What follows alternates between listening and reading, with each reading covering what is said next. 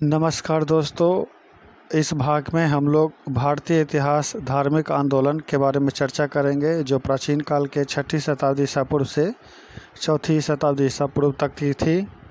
यह भाग बहुत ही महत्वपूर्ण है क्योंकि सामान्यतः प्रश्नों में इस भाग से जो है वो प्रश्न प्रतियोगिताओं में पूछे जाते हैं। तो चलिए प्रश्न को देखते हैं और उसका हल ढूंढते हैं। आते हैं नेक्स्ट प्रश्न पे। पहला प्रश्न है कि जैन परंपरा के अनुसार जैन धर्म में कुल कितने तीर्थंकर हुए? तो इसका सही उत्तर होगा ऑप्शन सी 24। ठीक है, जैन परंपरा में कुल 24 तीर्थंकर हुए, जिसमें 24वां और अंतिम तीर्थंकर महावीर स्वामी हुए और प्रथम तीर्थंकर ऋषभ देव थे। 23वें तीर्थंकर पार्श्वनाथ थे जो काशी के राजा अश्वसेन के पुत्र थे। उन्होंने ब्रह्मचर्य को छोड़कर अस्तेय, अपरिग्रह, झूठ न बोलना, चोरी न करना जैसे सिद्धांत का प्रतिपादन किया था, जिसमें ब्रह्मचर्य महावीर स्वामी ने अलग से जोड़ा था। नेक्स्ट प्रश्न पर आते हैं कि त्रिपिटक धर्म ग्रंथ है, संबंधित किस धर्म से है? तो इसका सही उत्तर होगा ऑप्शन बी बौद्धों का। बता दें कि त्रिपिटकों की संख्या 3 है, जिसे सुत्त पिटक, विनय पिटक और अभिधम पिटक के नाम से जानते हैं। सुत्त पिटक में बुद्ध के जीवन की घटनाओं तथा धार्मिक विचारों के उपदेशों का संग्रह है। तो वहीं विनय पिटक में बौद्ध भिक्षु संघ का संविधान है। इसे संघ से संबंधित नियम भी है। इसके 4 भाग हैं: सुत्त विभाग, खंडका, परिवार और परिवार पाठ। अभिधम पिटक, यह पिटक उच्च धर्म एवं उच्च ज्ञान से संबंधित है, जो धम्म सुत्त पिटक के उपदेश के रूप में है। विनय पिटक में संयम रूप है, तो वहीं अभिधम पिटक में तत्वजय रूप में ही है। अगला प्रश्न है कि बुद्ध ने निम्नलिखित में से किस स्थान पर महापरिनिर्वाण या मृत्यु को प्राप्त किया था? तो इसका सही उत्तर होगा ऑप्शन ए कुशीनारा या कुशीनगर। बता दें कि महात्मा बुद्ध ने 80 वर्ष की अवस्था में 483 ईसा पूर्व में कुशीनगर, जो आधुनिक देवरिया जिला में है, अपने शरीर का त्याग किया था और यह घटना महापरिनिर्वाण के नाम से जाना जाता है। उनके महापरिनिर्वाण के पश्चात भस्म तथा अवशेष का विभाजन 8 भागों में किया गया, जो 8 राजाओं को दिया गया था, जिसमें वैशाली के लिच्छवी, कपिलवस्तु के शाक्य, रामग्राम के कोलिय, बेट्टद्वीप के ब्राह्मण, कुशीनारा के मल्ल, अलकल्प के बुलीरा, पिपलीवन के मौर्य और मगध का अजातशत्रु। बौद्ध धर्म ने सामान्य जनों के मध्य प्रचलित चैत्य की अवधारणा को अपना लिया। महात्मा बुद्ध के अवशेष पर प्रारंभ में 8 स्तूपों का निर्माण हुआ। प्रारंभ में हम एक स्तंभ की परिकल्पना देखते हैं जो जैव धर्म की लिंग पूजा पर आधारित था, किंतु बाद में वह लुप्त हो गया। तो चलते हैं अगले प्रश्न पर। प्रश्न है कि किस शासक ने बौद्धों के लिए विख्यात विक्रमशिला विश्वविद्यालय की स्थापना की थी? तो इसका सही उत्तर हो जाएगा ऑप्शन डी धर्मपाल ने। पाल वंश की स्थापना गोपाल ने की थी, जिनका कार्यकाल 750 से 770 ईस्वी तक था। वहीं गोपाल की मृत्यु के पश्चात उसका पुत्र धर्मपाल 770 ईस्वी में सिंहासन पर बैठा, जो 810 ईस्वी तक रहा। धर्मपाल ने भागलपुर जिले में स्थित विक्रमशिला में महाविहार व विश्वविद्यालय का निर्माण करवाया था तथा नालंदा विश्वविद्यालय के लिए रख रखाव के लिए उसके लिए 200 गांव दान में दिए थे। यह पाल वंश का ऐसा पहला शासक था जो कन्नौज के लिए त्रिदलीय संघर्ष में शामिल हुआ था। अगला प्रश्न है कि किसके द्वारा तृतीय बौद्ध संहिता को संरक्षण प्रदान किया गया था? तो इसके बारे में मैंने महाजनपद काल में पूरा डिटेल बताया था। तो इसका सही उत्तर हो जाएगा ऑप्शन बी अशोक। अगला प्रश्न है कि बौद्ध ग्रंथ पिटकों की रचना निम्नलिखित में से किस भाषा में की गई थी? तो इसका सही उत्तर होगा ऑप्शन सी पाली भाषा। नेक्स्ट प्रश्न पर प्रश्न है कि किस शासक के शासनकाल में नेपाल में बौद्ध धर्म का गमन हुआ था? तो इसका सही उत्तर होगा ऑप्शन बी, सम्राट अशोक। अशोक के सभी अभिलेखों में मात्र रोमनदेही शिलालेख, जो सबसे छोटा स्तंभ लेख है, उसमें अशोक के करारोपण के बारे में विवरण मिलता है। उसमें उल्लेख है कि अशोक ने अपनी लुम्बिनी यात्रा में भू राजस्व की राशि को 1/6 से घटाकर 1/8 कर दी थी तथा बलि को भी माफ़ कर दिया था। अगला है, सांची क्यों विख्यात है? तो इसका सही उत्तर होगा ऑप्शन बी, सबसे बड़ा बौद्ध स्तूप है। सांची से 3 स्तूप मिले हैं। प्रथम स्तूप महास्तूप है। इसका निर्माण अशोक के द्वारा करवाया गया, परंतु शुंग काल में इसके आकार को दुगना किया गया था। इसके अतिरिक्त 2 छोटे स्तूप भी हैं। स्तूप संख्या 2 में द्वितीय बौद्ध संगीति से संबद्ध 10 बौद्ध भिक्षुओं के अवशेष को सुरक्षित रखा गया है। वहीं स्तूप संख्या 3 का महत्व इस बात में है कि गौतम बुद्ध के प्रमुख शिष्य सारिपुत्र और मौदगलायन के अस्थि अवशेष इसी स्तूप में रखे गए हैं। अगला प्रश्न है, महावीर का जन्म किस क्षत्रिय गोत्र में हुआ था? तो इसका सही उत्तर होगा ऑप्शन बी, जत्रिक गोत्र। महावीर का जन्म 540 ईसा पूर्व में कुंडग्राम वैशाली में हुआ था। इनके पिता सिद्धार्थ ज्ञात्रिक कुल के सरदार थे और माता त्रिशला लिच्छवी नरेश चेटक की बहन थी। तो अगले प्रश्न पर चलते हैं। प्रश्न है कि महावीर की माता कौन थी?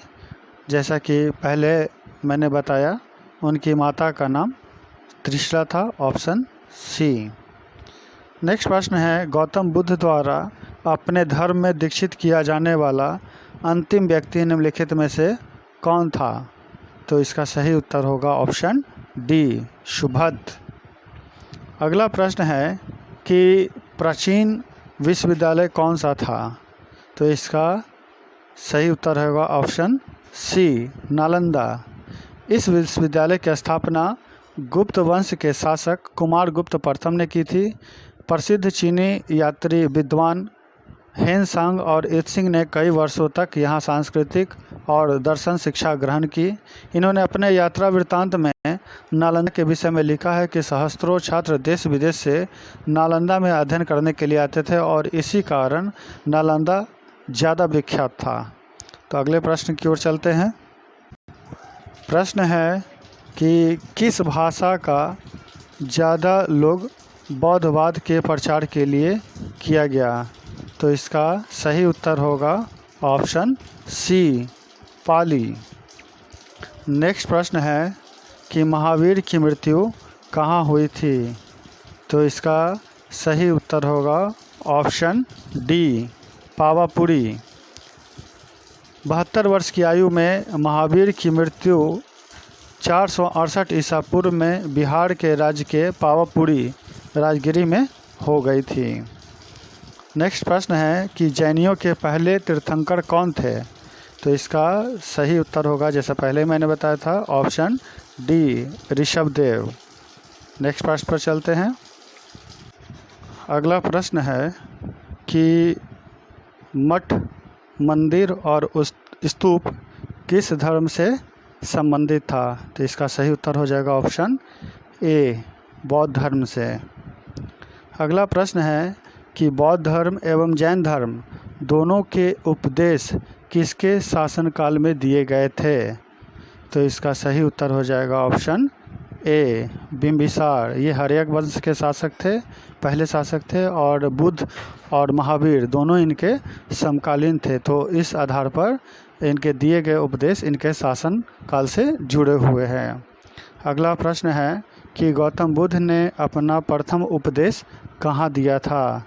तो इसका सही उत्तर होगा ऑप्शन सी। ये याद रखिएगा कि इससे जुड़े हुए कई सारे प्रश्न कई प्रतियोगिताओं में पूछे जाते हैं, तो इस प्रश्न को अच्छे से याद रखेंगे। अगले प्रश्न पर चलते हैं। प्रश्न है कि बौद्ध धर्म ग्रहण करने वाली पहली महिला कौन थी? तो इसका सही उत्तर होगा ऑप्शन सी, महाप्रजापति गौतमी। अगला प्रश्न है, बोध गया स्थित है, इसका सही जवाब होगा ऑप्शन सी, बिहार। अगला प्रश्न है, जातक किसका ग्रंथ है? तो इसका सही उत्तर होगा ऑप्शन सी, बौद्ध। जातक में भगवान बुद्ध के 84,000 पूर्व जन्मों की 500 से अधिक गाथाएं हैं। तो नेक्स्ट प्रश्न पर आप चलते हैं। प्रश्न है कि सिद्धार्थ यानी बुद्ध को ज्ञान कहाँ प्राप्त हुई थी? तो जैसा पिछला ही प्रश्न था कि उन्हें बिहार के गया जिला में इन्हें ज्ञान की प्राप्ति हुई थी, तो ऑप्शन डी इसका सही उत्तर होगा। अगला प्रश्न है कि सारनाथ में बुद्ध का प्रथम प्रवचन क्या कहलाता है? तो इसका सही उत्तर हो जाएगा ऑप्शन डी, धर्मचक्र प्रवर्तन। गौतम बुद्ध ने वर्तमान उत्तर प्रदेश के वाराणसी जिले में स्थित सारनाथ के ऋषिपत्तनम मृगदाव में अपना प्रथम उपदेश उन्हीं 5 साथियों को दिया था जो तपस्या के क्रम में उन्हें छोड़कर चले गए थे, और इसी घटना को धर्मचक्र परिवर्तन के नाम से जाना जाता है। एक बात और कि सारनाथ में ही बुद्ध ने संघ की स्थापना की थी। ठीक है, तो अब अगले प्रश्न पर आते हैं। अगला प्रश्न है कि बौद्ध धर्म ने समाज के निम्न वर्गों पर महत्वपूर्ण प्रभाव डाला, है ना? तो इसका सही उत्तर होगा ऑप्शन डी, महिला और शूद्र। अपने धर्म प्रचार के क्रम में समाज के सभी वर्गों से बौद्ध अथवा बुद्ध से उनका संपर्क हुआ।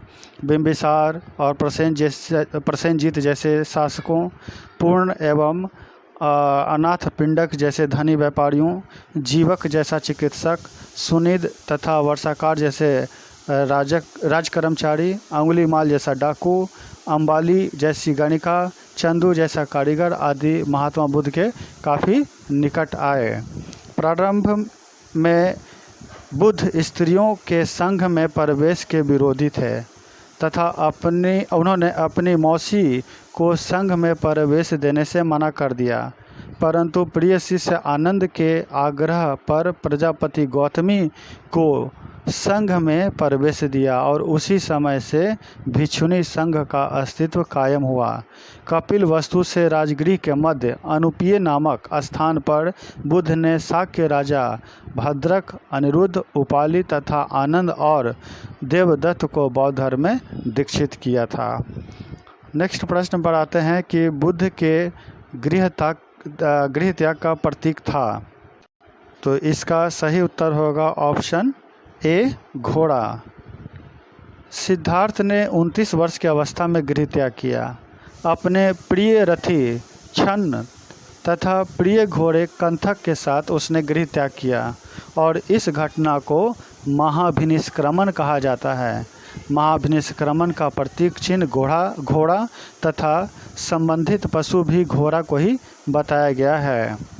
ठीक है, अगले प्रश्न की ओर चलते हैं कि गौतम बुद्ध द्वारा भिक्षुणी संघ की स्थापना कहाँ की गई थी? तो अभी जस्ट मैंने इसका उत्तर दिया, इसका सही होगा ऑप्शन बी, कपिल वस्तु।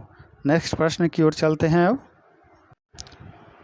अगला प्रश्न है कि सर्वप्रथम शून्यवाद यानी शून्यता का सिद्धांत का प्रतिपादन करने वाले बौद्ध दार्शनिक का नाम बताइए।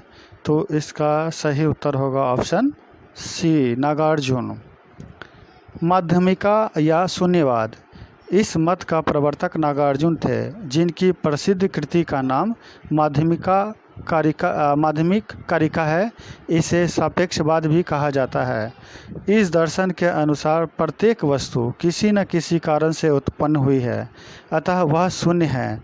नागार्जुन ने प्रतिसमुत्पाद को भी शून्य माना है। शून्यवाद का अर्थ विनाशवाद नहीं है। यहाँ शून्यता दो प्रकार से मानी जाती है, एक है अस्तित्व शून्यता और दूसरा है विचार शून्यता। नागार्जुन के अतिरिक्त इस मत के अन्य विद्वान थे चंद्रकीर्ति, शांतिदेव, आर्यदेव, शांति रक्षित आदि।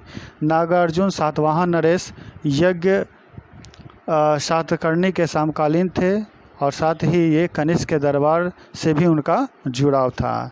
तो इसका ऑप्शन सी सही होगा। अगला प्रश्न है कि महावीर का मूल नाम क्या था? तो इसका सही उत्तर होगा ऑप्शन सी वर्धमान। अगला प्रश्न है कि किसे एशिया का रोशनी यानी कि द लाइट ऑफ एशिया कहा जाता है? तो इसका सही उत्तर होगा ऑप्शन बी गौतम बुद्ध।